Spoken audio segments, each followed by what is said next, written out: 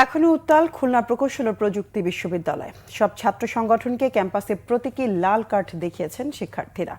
উপাচার্যের পদত্যাগ ও নতুন ভিসি নিয়োগের দাবি তাদের। সংঘাতে জড়িতদের বিরুদ্ধে ব্যবস্থা নেওয়া সহ আন্দোলনকারীদের 4টি দাবি মেনে নিয়েছে বিশ্ববিদ্যালয় কর্তৃপক্ষ। দায়ীদের খুঁজে বের করতে কাজ শুরু করেছে তদন্ত কমিটি। এরই মধ্যে মাঠে নেমেছে পুলিশ।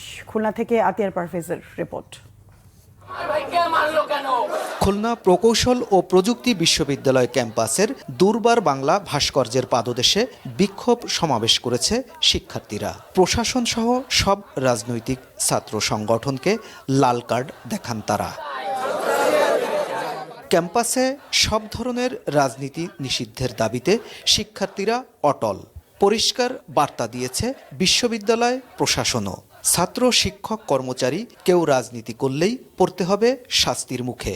সেই সঙ্গে উপাচার্যের অপসারণ না হওয়া পর্যন্ত আন্দোলন অব্যাহত রাখার ঘোষণা দিয়েছে শিক্ষার্থীরা। ছাত্র রাজনীতি নিষিদ্ধ আন্দোলন ভিসি বিরোধী আন্দোলনে পরিণত হয়েছে। প্রশাসন ব্যর্থ। এই প্রশাসনকে আমরা চাই না।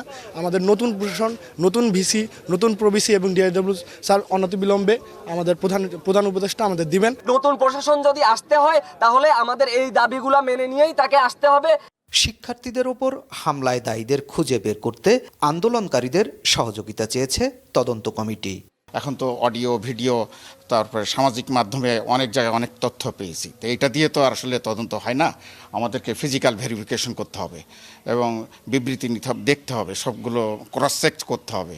ক্যাম্পাসের নিরাপত্তা ও হামলাকারীদের গ্রেফতারে তৎপর পুলিশ। কুয়েটের সাম্প্রতিক ঘটনার প্রেক্ষিতে যে মামলাটি বিশ্ববিদ্যালয় প্রশাসনের পক্ষ থেকে করা হয়েছে, আমরা এই মামলার আসামি গ্রেফতারে সর্বোচ্চ তৎপরতা অব্যাহত রেখেছি। এর পাশাপাশি বিশ্ববিদ্যালয়ের শান্তি শৃঙ্খলা রক্ষার জন্য সর্বোচ্চ নিরাপত্তা কীভাবে নিশ্চিত করা যায় সেটার জন্য আমরা কাজ করছি। ভিসিও হামলায় জড়িত কাউকে ছাড় না দেওয়ার হুঁশিয়ারি দিয়েছেন। শিক্ষার্থীদের হাতে লাঞ্ছিত হয়েছেন বলেও অভিযোগ তার।